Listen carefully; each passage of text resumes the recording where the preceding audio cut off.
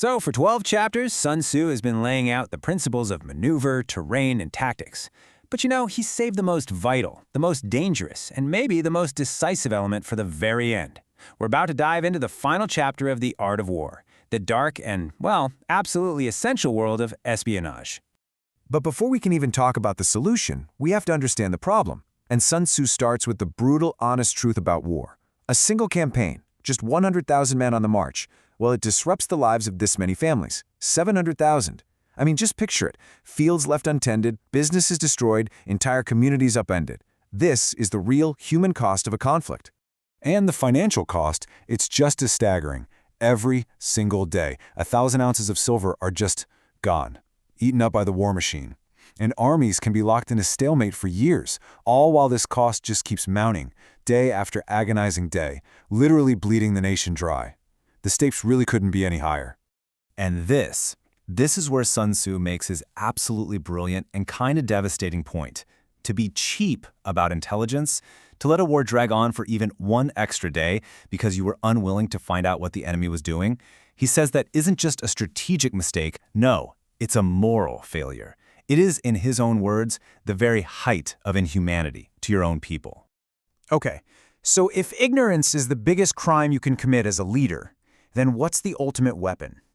What is it that allows a wise ruler or a good general to strike, to conquer, and to pull off things that seem completely impossible to ordinary people? Well, it's not about brute force, and it sure isn't about luck. It all comes down to a single, incredibly powerful concept. That concept is foreknowledge. It's really that simple. It's knowing what your enemy is going to do before they do it. This isn't just a small advantage. It's the thing that literally separates winning from losing, a quick, decisive victory from an endless, grinding war. So the question is, where does this incredible power come from? Sun Tzu is, above all, a pragmatist. He's very clear on this. This critical knowledge, this foreknowledge, you can't get it from spirits or gods. You can't just rely on past experiences because every situation is different. And you can't find it just by crunching numbers because, well, people aren't that predictable.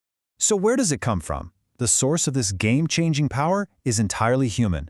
Foreknowledge, Sun Tzu tells us, can only be obtained from other men.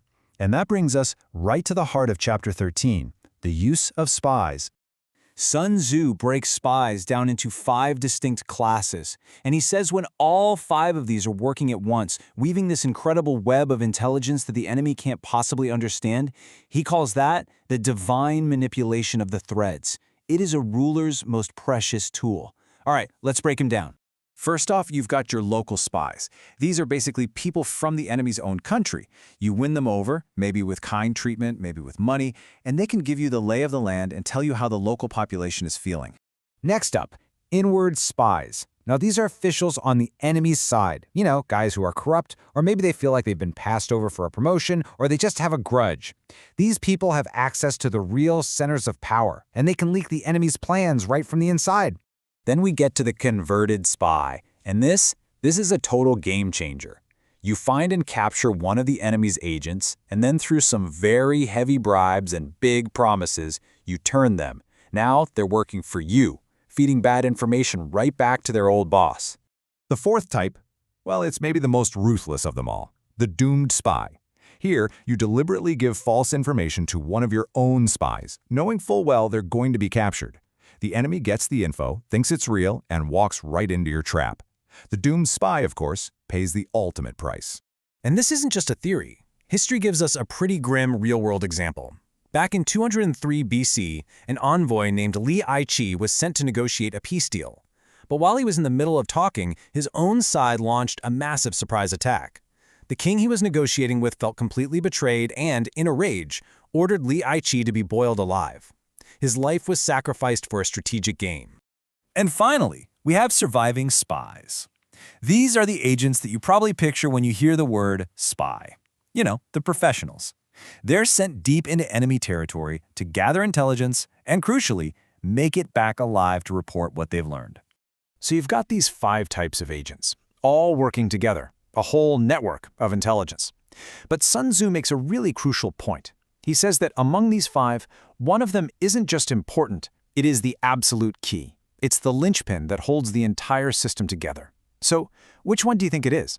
It's the converted spy. Sun Tzu reveals that this whole complex system is interconnected, and pretty much all the information you need to run the other 4 types of espionage, it all flows from this one single pivotal source. So why? What makes the converted spy so critical? Well, think about it. Because they've come from the other side, they're the one who knows which local people can be bought. They know exactly which officials are unhappy and corrupt, and they know exactly what kind of fake news their old bosses are most likely to believe, which is what makes the doomed spy so effective. They are, essentially, the master key that unlocks the entire enemy network. But look, having this incredible system of spies, that's one thing. Being able to actually manage it, that's a whole other story. This is a very dangerous game of lies and betrayal, and it requires a leader with a really extraordinary kind of character to pull it off. Sun Tzu says the general has to have what he calls intuitive sagacity, basically the wisdom to tell truth from lies. He has to have benevolence and straightforwardness, meaning he has to treat his agents with genuine sincerity to earn their loyalty, and he needs subtle ingenuity, so he can constantly double-check the reports and guard against the huge danger of double agents. And that leads to the crucial takeaway here. Espionage isn't a tool for just any commander. It is really the domain of the truly exceptional leader. Using spies effectively is a sign of wisdom, and it's through that wisdom that great things are accomplished, wars are ended quickly, and countless lives are saved. And this brings us to the final and, frankly, pretty chilling warning. One of Sun Tzu's later commentators put it perfectly. Just as water can carry a boat, it can also sink it. Espionage is a double-edged sword. Use it wisely, and it can bring you an amazing victory. But if it's mishandled, if the general just doesn't have that wisdom we've been talking about, it will lead to nothing but complete and utter destruction. And that really is the ultimate lesson of the Art of War's final chapter. Intelligence is the most powerful weapon you can have in any conflict, but it's a weapon that tests the character and the wisdom of the person who wields it more than any other. So the question it leaves us with isn't just about how to get information, but how do you handle its immense and its incredibly dangerous power?